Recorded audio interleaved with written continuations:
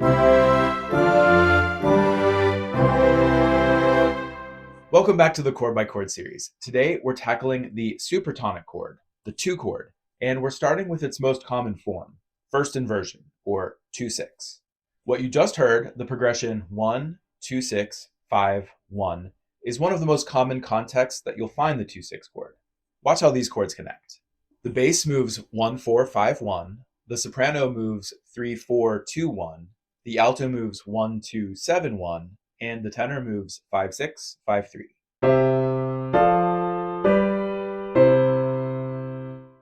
This pattern already tells us almost everything about how the 2/6 chord works. First, let's just focus on the soprano and alto. They move together in parallel thirds, then come together on a unison for the final note. I actually think that this is how this progression evolved. Parallel thirds are one of the simplest ways to harmonize a melody. If your melody moves 3, 4, 2, 1 heading into a cadence, the easiest harmonization is to add parallel thirds below it. To add a bass line that works, obviously the last two chords are 5, 1, forming a perfect authentic cadence, and the first chord containing 1 and 3 is naturally a 1 chord. That leaves the second chord, which must contain scale degrees 2 and 4. Our options are inversions of 2, 7, or 5, 7. But 7 and 5, 7 are both dominant family chords, and the next chord in the progression is also a dominant chord, so that wouldn't be a very interesting choice to place them next to each other. 2, which is a predominant chord, is a much more effective approach to 5. But which inversion should we use? If we try 1 to 2 in root position, we get parallel octaves between the bass and alto. If we try 1/6 to 2/6, we get parallel octaves between the bass and soprano. But using 1 to 2/6 avoids unwanted parallels and preserves independence, and it propels the bass up towards its destination, scale degree 5. That's why composers gravitate to 2/6 here, not because it's a rule, but because it works better. Now, this progression actually works great in just 3 voices. You'll often hear it this way in orchestral music, but there's no third in our final chord. So let's go back to our 4-voice model from earlier. The tenor line fills in the remaining notes with 5, 6, 5, 3.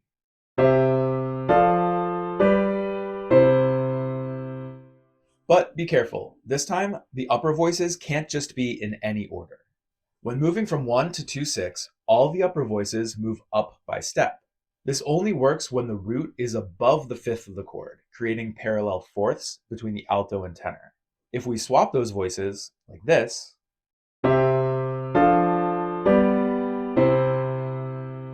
we get parallel fifths, so that rules that out. We've already seen this in a few previous episodes as well. If you remember that this progression was born out of those parallel thirds and keep them on top next to each other, you'll be safe. And let's zoom in on the 2/6 to 5 connection so we can really see what's going on. The 2/6 chord actually has a doubled third, scale degree 4. That's usually not our default doubling, but the bass line naturally gravitated to 4 when harmonizing the parallel thirds. And notice that both of these chords contain scale degree 2, but we don't have a voice just staying on 2 through both chords. That's another move we usually expect as a default. But again, this progression grew out of harmonizing a melody, not out of some need to connect 2 specific chords. Now let's see what happens in minor keys. The voice leading stays the same. But now the 2/6 chord is diminished instead of minor.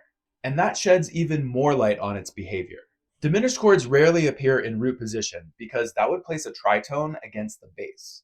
Just like the 7/6 chord I described a few episodes ago, inverting the 2 diminished chord puts that tritone in the upper voices where it's not as harsh.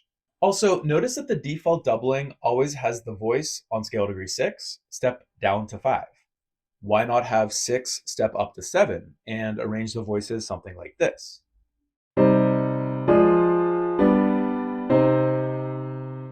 This doesn't work in minor keys because unraised 6 to 7, A flat to B natural, is a melodic augmented second, which is no good. So once again, using the 2 chord in first inversion helps avoid tritones against the bass, and having the upper voices all move down from 2/6 to 5 avoids an augmented second, reinforcing the same voicings we already worked out in major keys. Okay, let's see some real examples. 2/6 to 5 is usually a closing gesture we find at cadences. In the first movement of Vivaldi's Autumn from the Four Seasons, the final cadence uses 1, 2/6, 5, 1 with the exact voice leading I showed you from top to bottom, forming a perfect authentic cadence.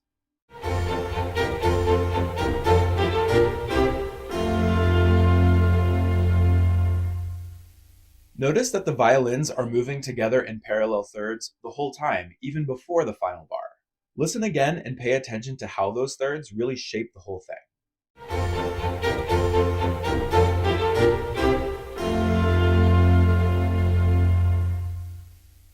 Okay, that ended with a perfect authentic cadence, which is one of the most common places we'll find the 2/6 chord.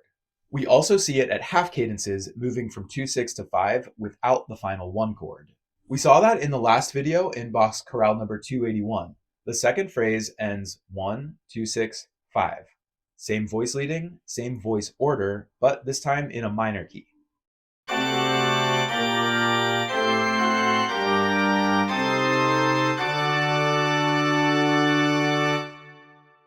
Okay, so far we've gotten into the 2/6 chord from a root position 1 chord using the same voice leading. But many chords can lead into 2/6.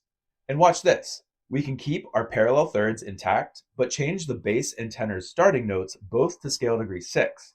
And that changes our starting chord from 1 to 6 for a totally different sound.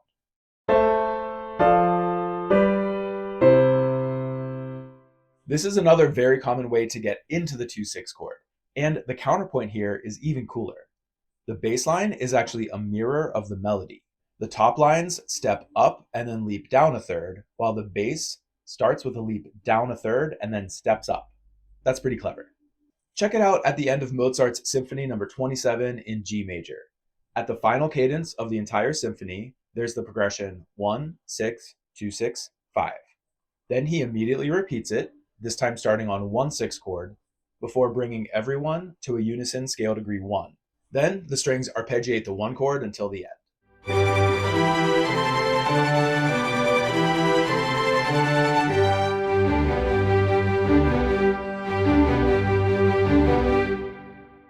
We have the parallel thirds in the oboes, horns, and violins, while the bass line in the lower strings moves in contrary motion against them. He actually leaves out the fourth voice entirely. While it can flesh out the harmony, it's not required. Listen again and try to hear how those thirds and bass line move in contrary motion to each other.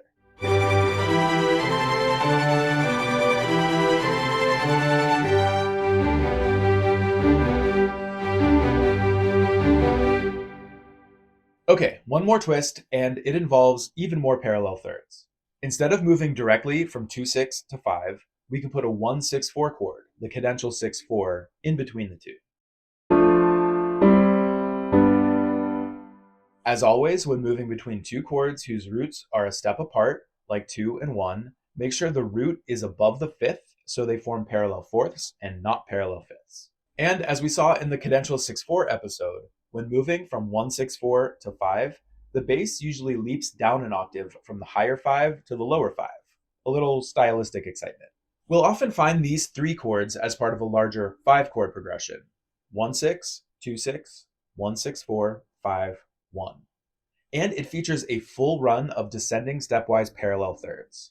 One voice moves 5, 4, 3, 2, 1, and another moves in parallel thirds below it, 3, 2, 1, 7, 1. The bass moves mostly in contrary motion against them, 3, 4, 5, 5, 1, and the tenor line fills in the rest, 1, 6, 5, 5, 3.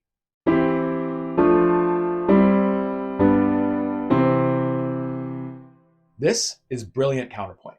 Stepwise parallel thirds, mostly contrary motion in the bass, and the bass and soprano are executing voice exchange in the first three chords, 5, 4, 3, and 3, 4, 5. And all of these things catapult the melody and harmony together towards one. This is quintessential classical elegance. You'll hear this everywhere, but especially in the orchestral music of composers like Mozart and Haydn. Here it is towards the end of the last movement of Haydn's Symphony number 103, starting with the 1, 5, 4, 3, 1, 6 progression we learned a few episodes ago, and that launches us right into our new progression.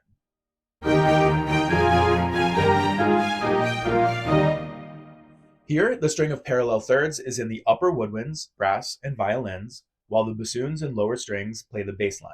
The fourth voice is, again, mostly absent, although the second horn and second trumpet do play the tail end of it, so our final one chord has a third. Listen again for how the ascending bass line and descending melody work together.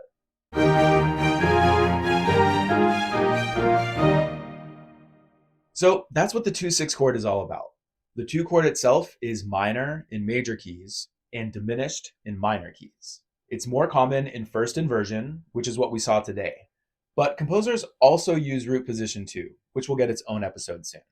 2/6 usually leads into a cadence, either directly to a 5 chord or with a 1/6/4 chord in between the two. The upper voices usually all move down from 2/6 to 5 instead of having a voice keep scale degree 2 as a common tone, which is tempting. Most of the time, we'll lead into a 2/6 chord from 1, 1/6, or 6.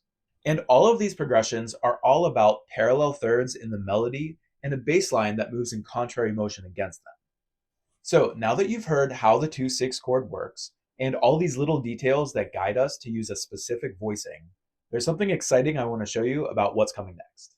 I started this episode with this progression in a major key where 2 is minor.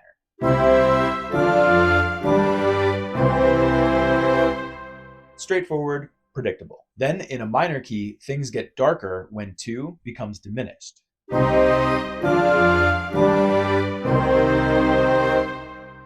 Identical voice leading, totally different color. But check this out. Let's turn that diminished chord into a major chord by changing just one note, D to D flat.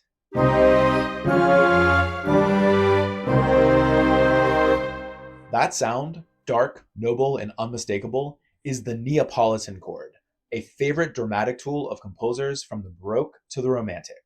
And it's one of the only times we see root movement of a tritone, flat 2 to 5, D flat major over F to G. And we don't give it a Roman numeral, we give it its own symbol, N6. If you're taking a music theory course, you usually learn this chord way later, but the voice leading is identical to the 2/6 chord. You just add a single accidental. So that's our next video, and it's an awesome chord. So if you want to hear how just one chromatic alteration transforms a familiar progression into something striking and expressive, make sure you're subscribed so you don't miss it, and I'll see you next time on Dr. Fromm's Music Lab.